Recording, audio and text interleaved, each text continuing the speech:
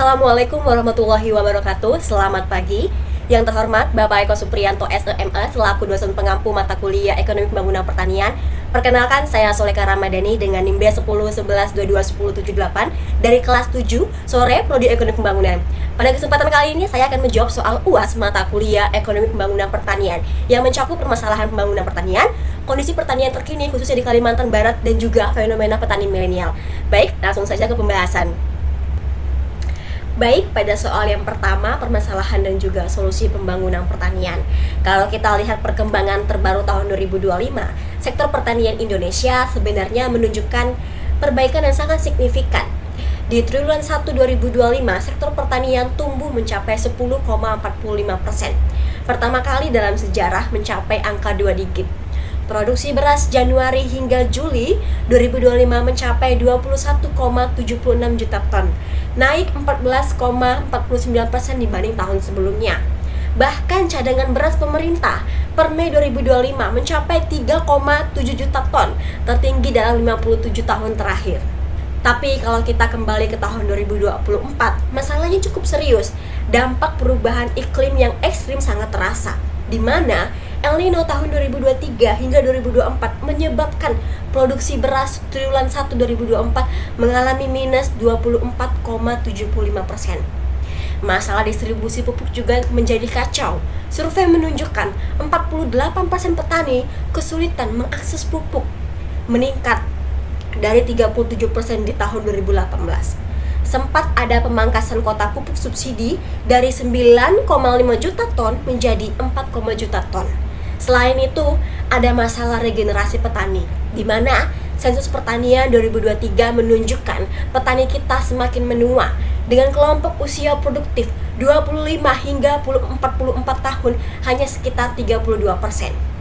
Anak muda enggan menjadi petani karena stigma negatif dan dianggap tidak menjanjikan. Infrastruktur irigasi yang rusak dan sistem distribusi hasil panen yang belum optimal juga bikin petani sering rugi pada saat panen raya. Kemudian yang menarik adalah pemerintahan Presiden Prabowo sejak Oktober 2024 melakukan terobosan yang besar begitu ya, dan terbukti berhasil sebagai solusi bagaimana pada Peraturan Pemerintahan Presiden nomor 6 tahun 2025 menyederhanakan seluruh tata kelola pupuk yang dengan prinsip 7T, tepat jenis, jumlah, harga, tempat, waktu, mutu, dan juga penerima. Hasilnya untuk pertama kali dalam sejarah pupuk subsidi tersalur tepat waktu di 1 Januari 2025. Yang lebih keren lagi, Oktober 2025, pemerintah turunkan harga pupuk subsidi 20% tanpa menambah beban APBN. Yang kedua, program pompanisasi masif dengan target 1 juta hektar lahan terutama untuk antisipasi El Nino. Ini yang bikin triwulan 1 2025 produksi meledak karena iklim normal dan juga infrastrukturnya siap. Dan yang ketiga adalah digitalisasi distribusi pupuk lewat sistem e-pabers dengan fitur pesan pupuk dan delivery tracking untuk memastikan transparan dan juga tepat sasaran. Selanjutnya, soal nomor 2, bagaimana kondisi di sektor pertanian di Kalimantan Barat dan juga evaluasi kebijakan. Baik, untuk Kalimantan Barat khususnya di sektor pertanian, kehutanan dan juga perikanan, ini masih menjadi kontributor terbesar bagi ekonomi daerah, sekitar 82,64% dari penerimaan ekonomi. Tetapi pertumbuhannya relatif rendah dibandingkan sektor yang lain. Tantangan utama Kalbar ialah perubahan iklim yang ekstrim dan juga infrastruktur irigasi lahan rawa yang rusak. Data menunjukkan dari 195.000 hektar lahan rawa, hanya 26% dalam kondisi baik, sisanya rusak hingga berat. Menurut saya, kebijakan pusat tahun 2025 ini sudah sangat tepat dan terbukti efektif. Buktinya pertumbuhan pertanian 10,45% dan produksi beras naik signifikan. Deregulasi besar-besaran dengan pemangkasan 145 peraturan jadi 1 peraturan presiden itu luar biasa. Menghilangkan birokrasi berbelit yang selama ini menjadi penghambat. Penurunan harga pupuk 20% tanpa beban APBN menunjukkan bagaimana pemerintah bisa efisien tanpa menambah subsidi. Distribusi tepat waktu juga sangat krusial karena petani bisa tanam sesuai jadwal. Tetapi memang ada masalah implementasi di daerah. Survei 2024 menunjukkan 45% petani tidak dapat penyuluhan lengkap. Padahal 2018 hanya 21%.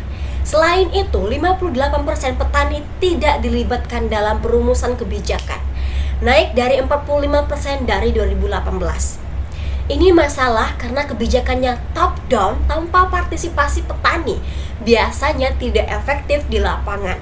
Untuk Kalbar khususnya, yang perlu diprioritaskan adalah rehabilitasi jaringan irigasi lahan rawa yang 57% rusak berat karena tanpa infrastruktur yang baik, produktivitas akan terus terancam.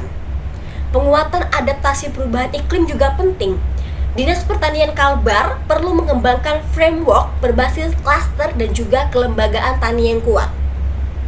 Program pompanisasi perlu diperluas ke Kalbar. Peningkatan kualitas penyuluhan pertanian juga krusial untuk transfer knowledge atau pengetahuan kepada petani, terutama soal teknologi baru. Pelibatan petani dalam perumusan kebijakan harus lebih ditingkatkan lewat dialog dengan kelompok tani. Terakhir, jaminan harga dan akses pasar yang adil perlu diperkuat agar Bulog dan lembaga terkait lebih aktif menyerap bagaimana hasil panen dengan harga yang menguntungkan bagi petani. Baik, yang terakhir yang akan saya bahas adalah soal nomor 3, bagaimana tanggapan terkait petani milenial.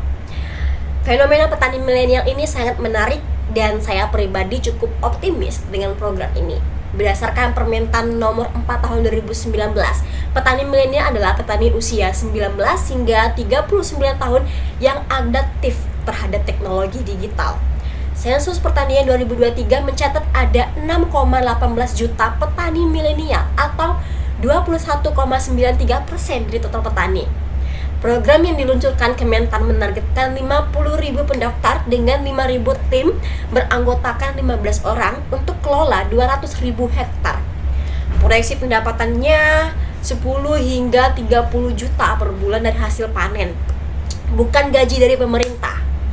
Peserta dapat dukungan lengkap mulai dari pelatihan komprehensif, akses teknologi modern seperti drone dan sistem IT, modal usahanya lewat kredit lunak dan juga mendapatkan dukungan infrastruktur seperti irigasi pompa. Kemudian studi 2025 menunjukkan adopsi teknologi smart agriculture oleh petani milenial ini meningkatkan hasil panen hingga 20%, terutama di padi dan juga hortikultura. Contohnya di Sumatera Utara, petani kopi pakai drone untuk pemetaan lahan, berhasil mengurangi pestisida 30% dan tingkatkan kualitas ekspor. Nah, kemudian di Bali, sistem IoT untuk irigasi ini menghemat air hingga 40%. Saya pribadi sangat mendukung program ini karena ini merupakan solusi konkret untuk regenerasi petani. Dengan rata-rata usia petani yang terus menua, kita butuh darah muda untuk melek teknologi. Proyeksi pendapatan 10 hingga 30 juta per bulan itu sangat menarik untuk generasi muda, mengubah stigma bahwa jadi petani tidak menguntungkan, bahkan bisa lebih tinggi dari UMR Jakarta. Pendekatan teknologi digital sangat sesuai karakteristik milenial dan juga generasi muda atau Gen Z. Penggunaan drone, IoT untuk irigasi, dan aplikasi berbasis AI membuat pertanian lebih efisiensi dan juga modern.